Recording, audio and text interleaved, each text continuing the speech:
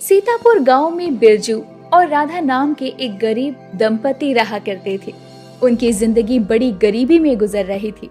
बिरजू अक्सर खुली आंखों से बस यही ख्वाब देखा करता कि एक दिन उसके हाथ बड़ा खजाना लगेगा और उसकी जिंदगी अमीरी में बीतने लगेगी। एक शाम राधा मिट्टी के चूल्हे पर खाना बना रही होती है। तभी बिरजू काम पर से आता है और घर में धुआं देखकर गुस्से से बौखलाकर अपनी शर्ट फाड़कर फेंक देता है। अजी क्या हुआ? काहे इतना गरमाए हो? क्यों राधा, तू सांझ में क्या कर रही थी जो अब खाना बनाने बैठी है? देख पूरे घर में कैसे धुआं भर गया है। अरे खाना बन रहा है, थोड़ा बहुत धुआं तो होगा ही ना। कौन सा तुम घर में गैस चूल्हा लाकर रख दिए हो? रोज चूल्हा झोंकना पड़ता है मुझे। तू तो ऐसे बोल रही है जैसे सारे दुख तू अकेले झेल रही हो, और मैं तो राजा बाबू की जिंदगी जी रहा हूँ। इससे भला तो ब्याह से पहले मैं मस्त मौला जी रहा था। तू पता नहीं कहां से मेरी किस्मत में लिख गई। दिन भर पसीने में मिट्टी में सनकर मजदूरी करता हूँ और उसके बदले मुझे 100-200 रुपए ही हाथ लगते हैं। अरे बस थक गया हूं मैं इस गई गुजरी गरीबों वाली जिंदगी से। मुझे कुछ बड़ा करना है, कुछ भी बड़ा। अरे पर करोगे क्या? पता नहीं मेरे मंद बुद्धि मर्द के दिमाग में कौन सी नई खिचड़ी पक रही है। तभी बिरजू घर के एक कोने में बड़ी सी हांडी रखी हुई देखता है। आजकल ठंड के मौसम में अंडा मीट मुर्गा बड़ा बिक रहा है, फिर घर में हांडी तो है ही, क्यों ना मैं हांडी चिकन बनाकर बेचूं? बिरजू के दिमाग में हांडी चिकन बेचने की बात जम जाती है। अजी सुझाव तो बड़ा ही अच्छा है, और वैसे भी जिंदगी भर हम दूसरों की चाकरी थोड़ी करते रहेंगे। इस सुझाव के साथ अगले ही दिन से दोनों पति पत्नी सामान इकट्ठा करके सुबह सुबह चिकन बनाकर बेचने बाजार में जाते हैं और जोर जोर से आवाज लगाते हुए कहते हैं, हांडी चिकन खाओ, अरे आओ आओ, सस्ता स्वादिष्ट हांडी चिकन खाओ, एक बार खाओ बार बार आओ, हांडी चिकन खाओ, हांडी चिकन खाओ। हांडी चिकन की खुशबू से भरे बाजार में जितने भी लोग थे वो अब बिरजू के ठेले पर बड़ी भीड़ लगा लेते हैं। तभी सुशीला भी आती है।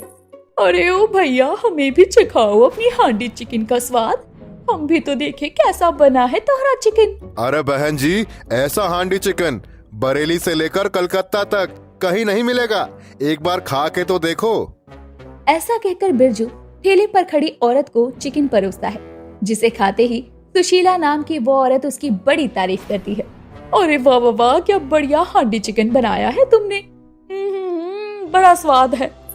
तभी वहाँ सुशीला की सहेली श्रेया भी आ जाती है। अरे ओ सुशीला, तू यहाँ बाजार में अकेले अकेले चिकन दबा रही है? अरे श्रेया, बहुत ही बढ़िया हांडी चिकन बनाया है भैया ने, जरा खा कर देखो। भैया मेरी सहेली को भी खिलाओ। दोनों ही सहेलियां एक साथ स्वाद ले लेकर हांडी चिकन खाने लगते हैं। अरे ये बिल्कुल ठीक कहा तुमने, ये हांडी चिकन तो बड़ा ही स्वाद और बढ़िया बना है। तभी तो इस कड़ाके की ठंड में इसका दमदार हांडी चिकन खाकर मेरे शरीर में गर्माहट आ गई, और अपने घर में रोज साग सब्जी खा खा कर मैं तो ऊब गई थी। अरे बहन पूछो मत, मैं भी इसी वजह से रोज परेशान हूँ। रोज रोज साग सब्जी खा खा कर मैं तंग आ चुकी हूँ, मगर इस हांडी चिकन वाले का चिकन खाकर अब तो ऐसा लग रहा है जैसे जुबान को इसका चस्का लग गया। ऐसे ही अब बिरजू की कमाई खूब अच्छी होती है, जिसे देखकर राधा भी बहुत खुश होती है। अजी आज की बिक्री तो बड़ी अच्छी हुई है, हमारी हांडी चिकन सभी को पसंद आई। हाँ राधा, तुम एकदम सही कह रही हो। जबकि आज तो हमारे व्यापार का पहला दिन था, फिर भी बिक्री हमारी सोच से ज्यादा हुई है। कल हमें और भी ज्यादा मेहनत करके और हांडी चिकन बनाना होगा। अब उनके हांडी चिकन में कुछ भी नहीं बचता, तो वो घर चले आते हैं। अगली सुबह बिरजू चिकन लेने असलम की दुकान पर जाता है। अस्सलाम वालेकुम असलम भाई, जरा 10 किलो मुर्गा काट कर तोल दो। अरे क्या बात है मियाँ, कल तुम 5 किलो मुर्गा ले गए थे और आज तुम 10 किलो मांग रहे हो। घर में कोई दावत रखी है क्या? अरे नहीं नहीं असलम भाई, बस मैंने और राधा ने अपना व्यापार शुरू किया है हांडी चिकन का, तो बस इसीलिए। असलम 10 किलो चिकन तौल देता है, जिसे लेकर वो घर आता है। अजी आ गए आप? मैंने कब का आंच जला रखी है, हांडी भी गर्म हो गई, तुम अब चिकन धोकर चढ़ा दो, तब तक ना मैं मसाला पीस देती हूँ। राधा, मसाले पीसने की कोई जरूरत नहीं। अरे इस हांडी चिकन में मैं खड़े मसाले डालूंगा, जिससे स्वाद और ज्यादा बढ़ेगा और हांडी चिकन बढ़िया बनेगा तो खूब बिकेगा। थोड़ी ही देर में बिरजू चिकन बना देता है और गर्मा गर्म हांडी चिकन अपने ठेले पर लेकर बाजार में आ जाता है। गर्मा गर्म हांडी चिकन खाओ, एक बार खाओगे बार बार आओगे। सस्ता स्वादिष्ट हांडी चिकन खाओ, खुद भी खाओ और घर भी ले जाओ। बिरजू की आवाज लगाते ही उसका हांडी चिकन बिकने लगता है और फिर से वही दोनों औरतें उसके पास आती हैं। देख श्रेया, वो लगा रखा है हांडी चिकन वाले ने अपना ठेला, चलना खाते हैं। अरे नहीं नहीं सुशीला, आज बड़ी देरी हो रही है, घर जाकर मुझे अपने पति के लिए खाना पकाना है। अरे तो एक काम करते हैं ना, आज हम दोनों भी हांडी चिकन खा लेते हैं और अपने पतियों के लिए घर ले जाते हैं, फिर गर्मा गर्म रोटियां बना कर देंगे। वैसे भी इस कड़ाके की ठंड में इतनी बढ़िया हांडी चिकन कौन छोड़ता है।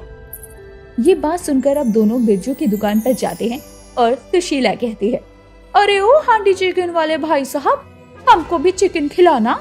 लगता है इन औरतों को मेरा हांडी चिकन पसंद आ गया है। एक काम करता हूँ, इन लुगाइयों को दाम बढ़ा कर बेचता हूँ। अब बिरजू के मन में लालच आ चुका था। बहन जी, ठंड के मारे मुर्गा फार्म बंद है और दुकानदारों ने मुर्गे का दाम भी बढ़ा दिया है, इसलिए मुझे भी चिकन का दाम बढ़ाना पड़ा। अब मैं गरीब अपनी जेब से तो दूंगा नहीं और आखिर में तो मैं 2 पैसे कमाने ही बैठा हूँ। लालची हांडी चिकन वाले की चिकनी चुपड़ी बातें सुनकर श्रेया गुस्से से झुंझला कर बोली, अरे तू क्या सारा दाम आप हमसे ही ऐठेंगे? उफ श्रेया, तेरा बस चले ना तो तू अठन्नी चवन्नी के पीछे भी सर खपाती रहे। कमाने दे बेचारे को 2 पैसे।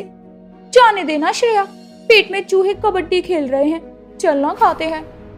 फिर दोनों हांडी चिकन खाकर अपने पतियों के लिए भी पैक करवा लेती हैं और उनके जाते ही राधा बिरजू से बोलती है, अजी तुमने तो एकदम से हांडी चिकन के दाम ही बढ़ा दिए, तुम तो लालची लग रहे हो।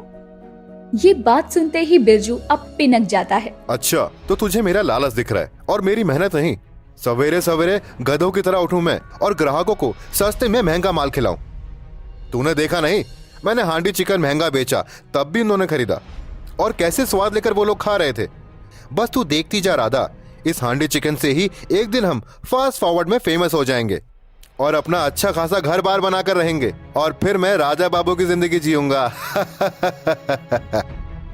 देखो जी, दूर के ढोल सुनने में ही सुहाने लगते हैं, कहीं तुम्हारा लालचीपन हमारा ये व्यापार ले न डूबे।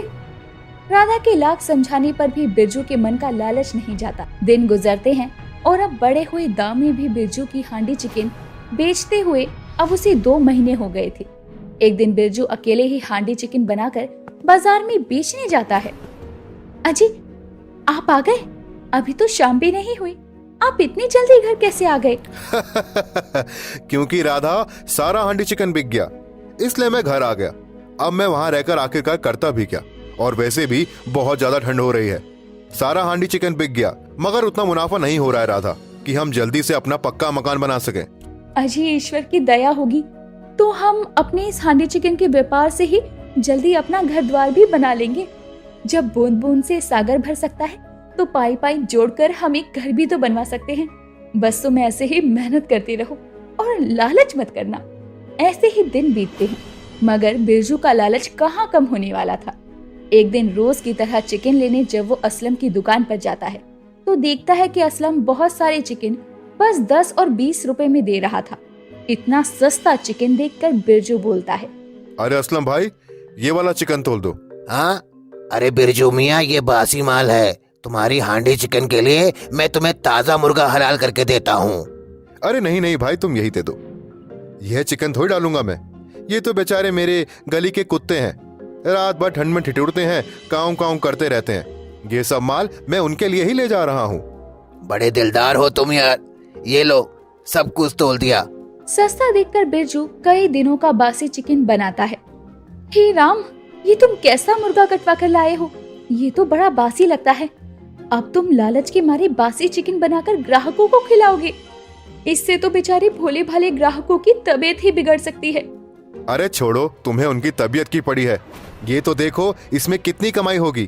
ताजा मुर्गे 250 से 300 रुपए किलो बिक रहा है, जबकि यह मुर्गा मैं 10 से 20 रुपए में खरीद ले आया। राधा बहुत मना करती है, लेकिन लालच में अंधा हुआ बिरजू सभी को वही चिकन खिलाता है। अरे ओ हांडी चिकन वाले, ये कैसा चिकन बनाया है आज तूने? एक पैसे का स्वाद नहीं इसमें। लालची चिकन वाला उससे झगड़ने लगता है। आधे से ज्यादा चिकन चट कर गई हो और कहती हो स्वाद नहीं आ रहा।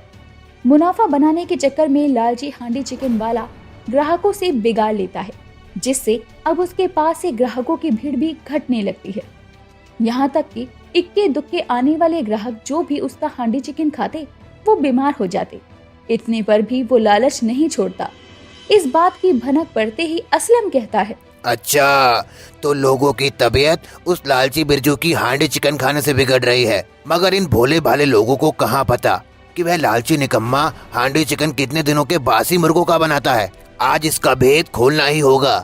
असलम बिरजू के ठेले पर आता है और सरेआम बीच बाजार में उसकी इज्जत उतारता है और हांडी चिकन का सच भी बताता है। क्यों रे लालची बिरजू, हांडी चिकन के नाम पर तू बेचारे ग्राहकों को बासी चिकन खिलाकर घबलेबाजी करता है। अरे चप्पल से मारो इसे और जूतों की माला पहनाओ। बिरजू एकदम से डर जाता है। तभी राधा सभी के आगे हाथ जोड़कर खड़ी हो जाती है। नहीं नहीं, मेरे पति को माफ कर दीजिए। मैं वादा करती हूँ ये फिर कभी लालच नहीं करेंगे। आप सभी लोग मुझे माफ कर दो, मैं लालची हो गया था, मगर अब मैं दोबारा ऐसा नहीं करूंगा।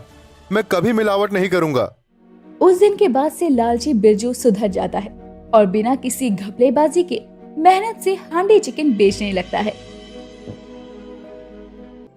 हरिया एक छोटा सा किसान था जो पालमपुर गांव में अपनी पत्नी और 2 बैलों के साथ रहा करता। वो बैल उसके साथ काफी समय से थे, जिससे हरिया को अब बहुत ज्यादा लगाव भी था।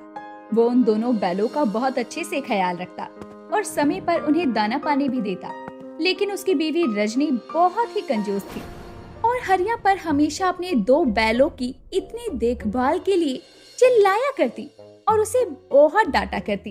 अरे रजनी, बैलों के पानी का बर्तन खाली पड़ा है, तुमने इसे भरा क्यों नहीं? क्यों सही समय समय पर भर दिया करो, ऐसा मैंने कितनी बार बोला है तुमसे। बेचारे बैल प्यासे मर जाएंगे। हाय दैया, ये बैल कब से बेचारे हो गए? सारा दिन तो चारा पानी मिलता है नहीं, मुझे हजारों काम होते हैं। तुम्हारी तरह सारा दिन इनकी देखभाल में तो नहीं लगा सकती ना मैं। अरे उनके आसपास तुम्हें पूरा दिन कौन भटकने को कह रहा है? बस समय समय पर इन्हें खाना और पानी देती रहा करो, इतना ही तो कहा है मैंने। अभी आप आ गए हैं ना, तो खुद ही पिला दीजिए इन्हें पानी। यहाँ मैं हमारे लिए खाना बनाऊं या इन 2 बैलों को देखूं? तुमसे तो बात करना ही बेकार है। अच्छा, कल जो मैंने पैसे दिए थे उनमें से कुछ पैसे देना जरा। क्यों जी, आपको पैसों की क्या जरूरत पड़ गई? वो बैलों के गले की घंटियां बदलनी है, बहुत पुरानी हो गई हैं, तो सोचा नई ला दूं। हरिया की ये बात सुनते ही रजनी हरिया को घूरने लगती है। अरे इस तरह क्यों घूर रही हो मुझे? घूरू नहीं तो क्या करूं? अरे इतने फालतू पैसे नहीं है मेरे पास कि इन बूढ़े बैलों के गले में घंटियों का खर्चा शुरू कर दूं अब मैं। अरे पर कल ही तो। देखो जी, घर में और भी खर्चे होते हैं, इसीलिए मैं आपको पैसे वैसे नहीं देने वाली। कह दिया सो कह दिया। रजनी बहुत ही कंजूस मिजाज की महिला थी, इसीलिए वो हरिया को पैसे नहीं देती। साथ ही वो बैलों के चारे पानी के खर्चे से भी अब बहुत परेशान थी। बात एक रोज की है, जब रजनी हरिया के लिए दोपहर का खाना लेकर खेत पर जाती है तो देखती है कि बैले खेतों के बीचों बीच ही बैठे हैं। हरिया उन्हें खेत जोतने के लिए उठाने की कोशिश कर रहा था। हाय राम, दोपहर हो गई, अभी तक थोड़ा भी काम नहीं हुआ। कैसी काम चोरी कर रहे हैं आप? काम चोरी मैं नहीं, ये बैल कर रहे हैं। उठ ही नहीं रहे हैं दोनों। उठेंगे कैसे? बूढ़े हो गए हैं दोनों। मैं तो तंग ही आ चुकी हूँ इनसे। रजनी बोल रही थी कि तभी गांव के एक बड़े सेठ की पत्नी वहाँ से गुजरती है और वहाँ आती है तो दोनों पति पत्नी उसे देखकर मुस्कुराने लगते हैं। राम राम सेठानी जी, आज हमारे खेतों की तरफ कैसे आना हुआ? मैं तो यहाँ से गुजर रही थी तो सोचा हरिया को खेत जोतने की बात कह दूं। हाँ हाँ सेठानी जी, कल मैं बैलों को ले आऊंगा खेत जोतने के लिए। तुम्हारे बैल तो काफी बूढ़े नजर आते हैं, ये खेत जोत भी पाएंगे या नहीं? सेठानी जी आप चिंता मत करिए, ये बूढ़े जरूर हैं, लेकिन काम के बहुत है। ठीक है, फिर मैं चलती हूँ। सेठानी वहाँ से चली जाती है। अगले दिन हरिया बैलों को लेकर सेठानी के खेत पर जाता है, लेकिन उन बैलों को खेत जोतने में ही पूरा दिन ही निकल जाता है। तो सेठ हरिया को आधे पैसे ही देता है, जिसमें से कुछ पैसे तो बैलों के चारे पर ही खर्च हो जाते हैं और बचे हुए हरिया अपनी पत्नी रजनी के हाथ में थमा देता है। अरे ये क्या, इतने कम पैसे कैसे? वो खेत जोतने में पूरा दिन लग गया तो सेठ ने आधे पैसे ही दिए। अरे तो बेच क्यों नहीं देते इन बूढ़े बैलों को? इन्हें बेचकर जो पैसे आएंगे उनसे नए बैलों का जोड़ा खरीद लेंगे, जिससे दूसरों के खेतों को जोतने पर ज्यादा पैसे तो घर आए। तुम ये कैसी बातें कर रही हो रजनी? मुझे इन दोनों बैलों से बहुत लगाव है। भला इन्हें मैं कैसे बेच सकता हूँ? अरे तुम्हारी इन बैलों के लगाव रखने की वजह से घर में पैसे आएंगे नहीं बल्कि जाएंगे। इसलिए मेरी मानो तो इन दोनों बूढ़े बैलों को बेच दो। नहीं रजनी, तुम जो भी कहो, लेकिन मैं तुम्हारी ये बात नहीं मान सकता। हरिया उन बैलों को बेचने से साफ इनकार कर देता है। समय बीतता है। हरिया के छोटे से खेत में इस बार कुछ फसल नहीं होती और कोई भी उसे अपने खेत जोतने का काम भी नहीं देता, जिसके कारण अब उसके घर में पैसों की तंगी होने लगती है। धीरे धीरे ये नौबत भी आ जाती है कि ना बैलों के चारे के लिए पैसे थे और ना ही घर के खाने के लिए कुछ अनाज था, जिसके चलते दोनों पति पत्नी रात के समय भूखे ही सो जाते हैं। अगली सुबह जब हरिया अपने बैलों को साफ कर रहा होता है, तभी रजनी वहाँ गुस्से में आती है। अरे अब और कितने बुरे दिन देखने पड़ेंगे ये बताओ तुम? कल रात भूखे पेट सोए हैं हम दोनों, अब क्या भूख से मरते देखना चाहते हो मुझे? रजनी, ये कैसी बातें कर रही हो तुम? भला तुम्हारे सिवा मेरा इस दुनिया में है ही कौन? हाँ तो तुम्हें मेरी कसम है, बेच आओ इन बैलों को। हरिया रजनी की कसम के आगे मजबूर हो जाता है और दोनों बैलों को बेचने के लिए बाजार की ओर चल पड़ता है। उसका मन बहुत दुखी था। कुछ ही देर में वो गांव के मंदिर के आगे से गुजरता है। तभी एक सांप आकर बैल को काट लेता है तो दूसरा बैल सांप से बचते हुए दूर भाग जाता है और जिसे सांप ने काटा था वो मर जाता है। अपनी आंखों के सामने ये सब देखकर हरिया के आंसू बहने लगते हैं और वो जोर जोर से रोने लगता है। हे भगवान, ये क्या हो गया? मैं क्यों बेचने आया इन्हें? अब मैं क्या करूंगा? सब मेरी गलती है। भगवान, ये क्या हो गया? हरिया खूब बिलक बिलक कर रोता हुआ भगवान को पुकारता है। तभी वहाँ एक रोशनी प्रकट होती है और भगवान भोलेनाथ वहाँ प्रकट होते हैं, जिन्हें देखकर हरिया हैरान रह जाता है। भोलेनाथ? हरिया, शांत हो जाओ। तुमने मुझे दिल से याद किया है। तुम्हारे दुख को हरने के लिए मैं तुम्हें क्या वरदान दे सकता हूँ, मांगो। भोलेनाथ, मैं बहुत गरीब हूँ। मेरे पास 2 बैल थे, जिनमें से एक पता नहीं कहाँ चला गया और एक सांप के काटने से मर गया। मुझे मेरे बैल बहुत प्यारे हैं। मैं तुम्हें तुम्हारे दोनों बैल तो नहीं लौटा सकता, लेकिन मैं तुम्हें वरदान दे सकता हूँ। तभी भोलेनाथ के हाथ से एक रोशनी निकलती है और सांप के काटने से मरा बैल जिंदा हो जाता है और भगवान भी वहाँ से अंतर ध्यान हो जाते हैं। हरिया उस बैल को लेकर घर जाता है और अपनी पत्नी को सब कुछ बताता है। अरे ये क्या बकवास कर रहे हैं आप? कहीं पीकर तो नहीं आए हो ना? ऐसा नहीं हो सकता, सच बोलो। तुमने एक ही बैल बेचा था ना और एक को वापस घर ले आए? नहीं नहीं रजनी, मैं सच कह रहा हूँ। भोलेनाथ ने इस बैल को जिंदा किया है, नहीं तो मैं इसे। बस बस, मुझे आपकी ये बेतुकी बातें नहीं सुननी। आप इस बैल को बेच कर आना, वरना मैं यहाँ नहीं रहूंगी। रजनी हरिया की बातों का विश्वास नहीं करती और उसे फिर से बैल को बेचने के लिए कहती है। अगले दिन हरिया बैल को एक सेठ को दुखी मन से बेच देता है और हाथ में पैसे लिए निराश होकर लौटता है तो उसकी पत्नी गुस्से में कहती है, आपने तो मेरी बात ना सुनने की ठान ली है ना? आप इस बैल को लेकर नहीं गए अब तक। बैल? पर मैं तो बैल को बेच आया रजनी। अरे आप झूठ क्यों बोलने लगे? अगर आपने बैल बेच दिया तो ये कौन है? तभी हरिया देखता है कि बैल तो वहीं खूंटे से बंधा है और वो बहुत हैरान होता है। उसके बैल को बेचने के बाद भी बैल वहाँ कैसे आ गया और पैसे भी उसके हाथ में थे। अगले दिन वो फिर से बैल को बेच देता है और उसे अच्छा दाम भी मिलता है, लेकिन घर आता है तो बैल फिर से खूंटे से बंधा हुआ था। ये सब क्या हो रहा है जी? ये बैल तो अनोखा हो गया, बार बार बेचने के बाद भी अपनी जगह पर आता है। मैं समझ गया रजनी, ये भोलेनाथ का वरदान है, वो वरदान जो उन्होंने मुझे उस दिन दिया था। हरिया, अब तुम्हारा बैल तुमसे कभी अलग नहीं होगा, ये मेरा वरदान है। यानी ये बैल हमेशा तुम्हारे साथ रहेगा? हाँ, और ये तो तुमने देख ही लिया कि मेरे बेच आने के बाद भी ये बैल यही मेरे पास है। इस तरह हरिया समझ जाता है कि अब उसकी बैल कोई साधारण बैल नहीं, एक अनोखा बैल है। एक रोज वो उसे खेत में लेकर जाता है तो वो बैल अकेले ही पूरा खेत जोत देता है।